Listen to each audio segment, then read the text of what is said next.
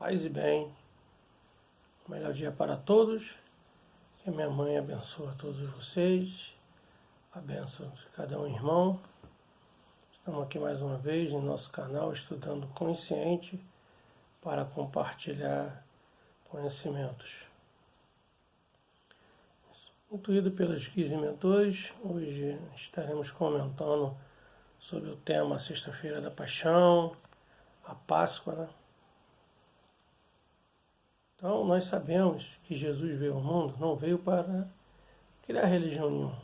Jesus nasceu judeu, viveu, foi essênico, né? Um povo que existia naquela época, e ele veio ensinar a lei divina, moral e natural. Ensinar que precisamos amar incondicionalmente, viver esse amor que está dentro de nós. Precisamos pôr em prática esse amor.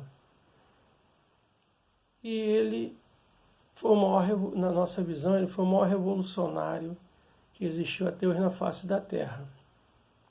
Provocou um imenso escândalo naquela época, naquela sociedade judaica.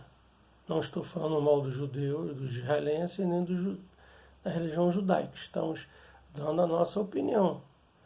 Então, naquela época, era um povo ainda muito orgulhoso. A maioria deles, por se achar eleito de Deus, como até hoje a gente tem o nosso orgulho, achando que a nossa religião, né, é a melhor. E também machismo. A grande maioria era machista. Os homens achavam que a mulher só servia para sexo, ter filho, criar filho, cuidar da casa. E Jesus veio, e os escravos não tinham direito nenhum, trabalhador muito pouco. E Jesus chegou e o pobre mantinha-se distância um pouco dentro das sinagogas, porque não podia oferecer coisas, animais grandes para sacrifício. Então Jesus chegou falando que não se louvava a Deus externamente, mas no interior cada um é um grande templo divino, a nossa alma. E Jesus falou que as mulheres tinham o mesmo direito que os homens. Naquela época a mulher não podia nem assentar à mesa com os homens. Só podia sair na rua acompanhada, se fosse solteira, do pai, de um irmão mais velho, do avô, e casada, acompanhada, além do pai ou do irmão, do seu esposo e de um filho maior de idade. Então, para você ver como éramos naquela época. Eu digo éramos, que eu deveria estar por lá, que já sei sobre a reencarnação. E que os escravos também tinham o mesmo direito que os senhores, perante a lei divina. Os trabalhadores também, os pobres, toda a sociedade era igual perante a Deus. Deus não via pelo externo, Deus não via pelos bens materiais, mas Deus nos vê pelo interno, pelo que somos, sermos, não termos. E ele foi, então, muito criticado, perseguido por causa dessas ideias. Tem aquele episódio que ele entrou no templo, expulsou os vendilhões. E até hoje ainda acontece isso. Vende as coisas, né? Em nome de Deus. Mas sigamos em frente. E ele, então, foi perseguido. E ele pregava, né? Ele falava. Eu ia esquecendo esse detalhe. Ele ia para a sinagoga, ele ensinava, sem ter estudado, era um filho de um carpinteiro. Então ele ensinava a lei divina. Não só na palavra, mas principalmente no exemplo, na vivência diária. E aquilo incomodava os interesses dos principados das sinagogas, do Sinédrio, precisamente é a palavra. Então ele foi perseguido, até que um dia, aí nós vamos falar sobre Judas. Então a gente vai dar uma pausa e vamos comentar sobre Judas, que é importante essa figura na vida de Jesus, muito a nos ensinar, muito criticado, Quanto à espiritualidade, não tinha o nome de Judas. Vamos falar, o Judas, antes de reencarnar, ele sabendo que Jesus viria ao mundo com o apostolado do amor, ele pediu para fazer parte do colégio apostólico de Jesus, orientado pelos guias e mentores que ainda não tinha condições. Mas como a gente ainda, quando estamos emocionalmente infantil, nós batemos um pezinho. Então ele nasceu, reencarnou e fez parte do apostolado de Jesus. Uma pessoa ainda muito dada ao patriotismo, muito pouco discernimento da parte espiritual, mas um grande irmão de caminhada. Ele colaborou muito com Jesus, do jeito dele, do entendimento dele. Então houve todas essas ocorrências que a gente conhece na história da Bíblia, na parte do Evangelho, né, que a gente volta a frisar. Se não falou, falaremos agora. Se não falamos, se falamos, vamos relembrar. A Bíblia, chamada Antigo Testamento, é o Torá, livro sagrado judaico, que a Igreja Católica introduziu na Bíblia, né? O Evangelho, que é o chamado Novo Testamento, é que conta a história de Jesus totalmente. Então, eles armaram para Jesus. Mas por que então Judas traiu Jesus? Então, vamos lá. Judas, que como todos os judeus, achava que o Messias viria investido do poder temporal, poder terreno, né? Nascer na casa de Davi, muitos achavam que ele ia ser o rei, ia libertar o povo do jugo, mas do jugo da ignorância, né? Dos defeitos de caráter. Eles achavam que libertaria o povo judeu, israelense, do jugo dos romanos. Então Judas se encantou com as atitudes de Jesus e queria essa libertação. Então houve um detalhe, um domingo antes, uma semana antes da chamada crucificação de Jesus. Jesus entrou em Jerusalém e o povo forrou o chão com pano, com lençol, com roupa, tudo quanto é, né, feitor, para ele passar montado no jirico, no jumentinho, e saudou ele com galhos de ramo, aquela folha da palmeira, onde a Igreja Católica criou, na tradição deles, o Domingo de Ramos. E Judas viu aquilo, aí aquilo inflamou Judas. Poxa, o povo ama Jesus. Então aí ele caiu na fraqueza, ele vende Jesus para o Sinédrio, mas pensando assim, poxa, ele foi tão ovacionado, tão aclamado na entrada de Jerusalém, que o povo vai se revoltar na condenação, no julgamento dele. Assim ele pensou, assim ele fez, e assim a gente faz, vendendo Jesus, traindo Jesus, quando nós não procuramos viver aquilo que ele ensina. E ele depois se arrepende e devolve o dinheiro e comete o suicídio. Então Jesus é condenado, é humilhado, espancado pela nossa incompreensão até os dias de hoje. E Jesus é levado, então os judeus não queriam condenar Jesus com medo do povo se revoltar. Eles levam para Pilatos, Pôncio Pilatos, que era o governador, representante de César. E então Pilatos começa a conversar com Jesus, né? Esse todo o relato que existe lá no Evangelho. E a esposa de Pilatos chama ele em particular, diz que não era para se meter naquilo. Não condena esse homem santo. Eu tive um sonho com ele. Mas Pilatos, com medo de perder o cargo de governador, as regalias, mordomias, outras coisas mais, que não vem ao caso, ele vai, então, julga Jesus. Ele para satisfazer o sinédrio, o povo, ele manda espancar Jesus. Não, então só concorda no castigo. Aí, como era a tradição de Roma libertar um prisioneiro na véspera de Páscoa, dias antes da Páscoa judaica, que a Páscoa judaica ela é comemorada devido ao dia que fugiram do Egito, que Deus libertou o povo israelense do jugo dos egípcios.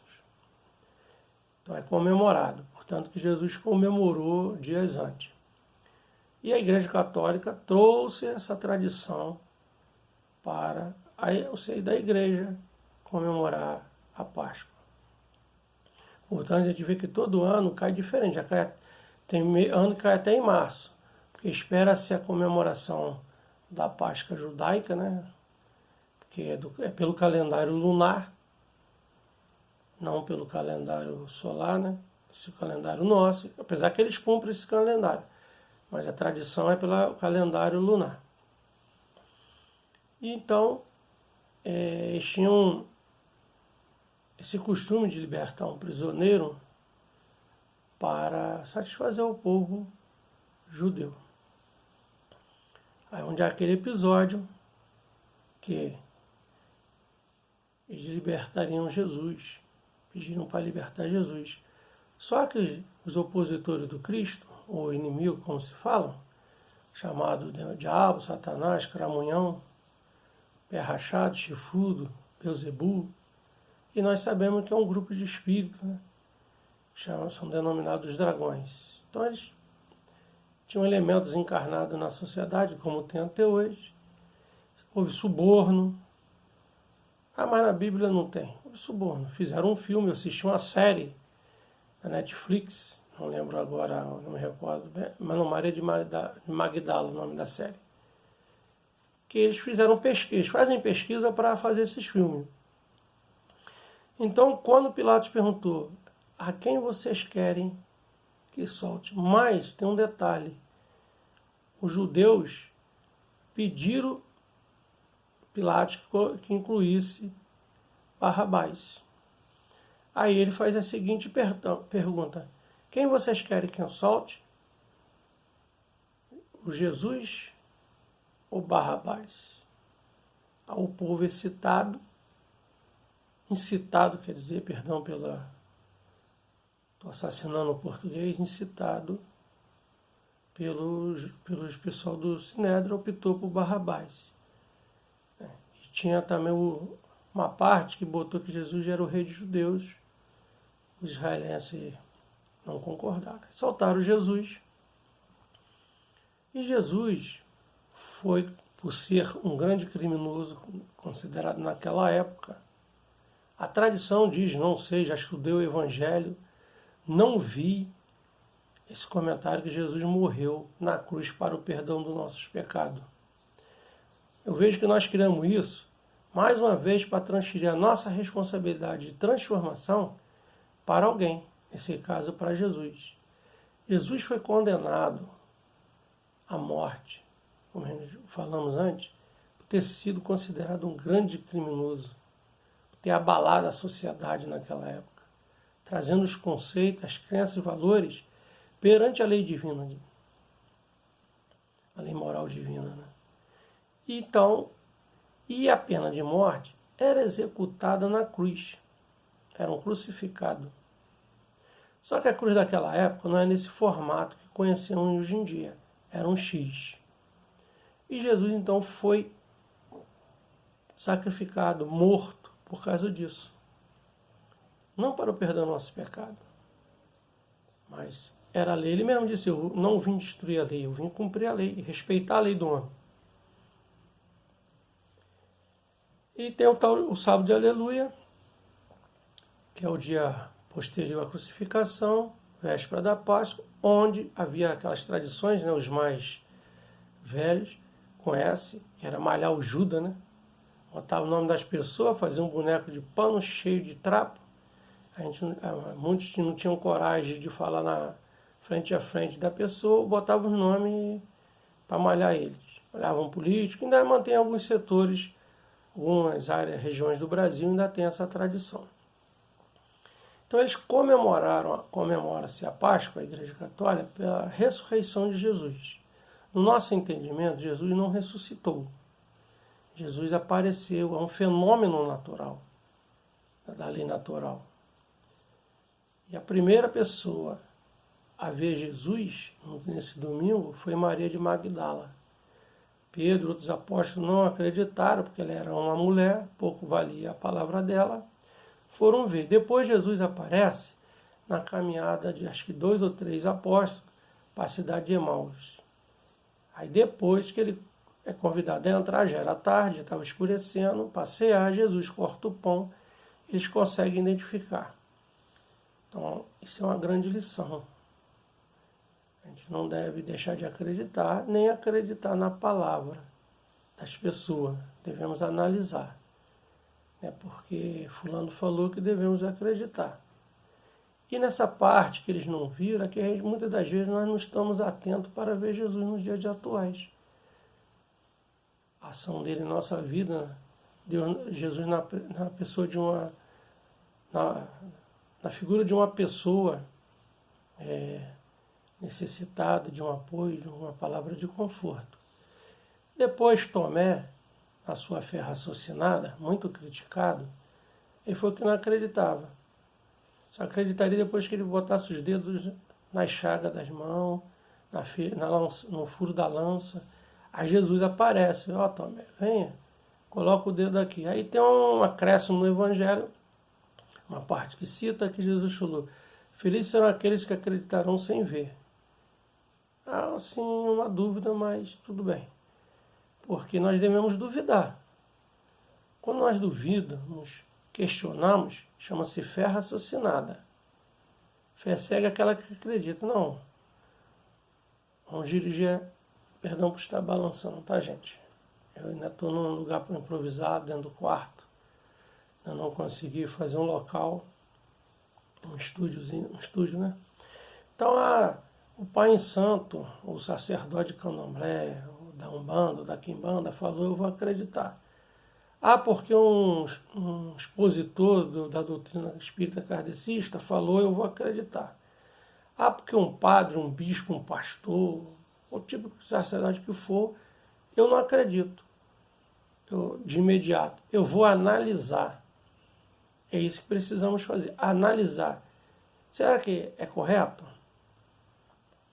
Então a gente às vezes conversa aqui com a sobrinha católica, falamos até a respeito das pessoas, coitado do diabo, né? As pessoas fazem as besteiras deles e botam a culpa, mas eu sei, padre tal, o Papa falou, mas você já parou para pensar se é verdade? Então a gente não deve acreditar porque a pessoa é, nós devemos questionar, trazer para a luz da razão para ver se é verdade.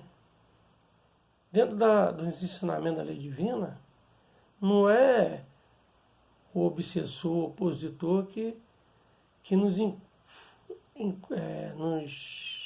introduz em nós a maledicência.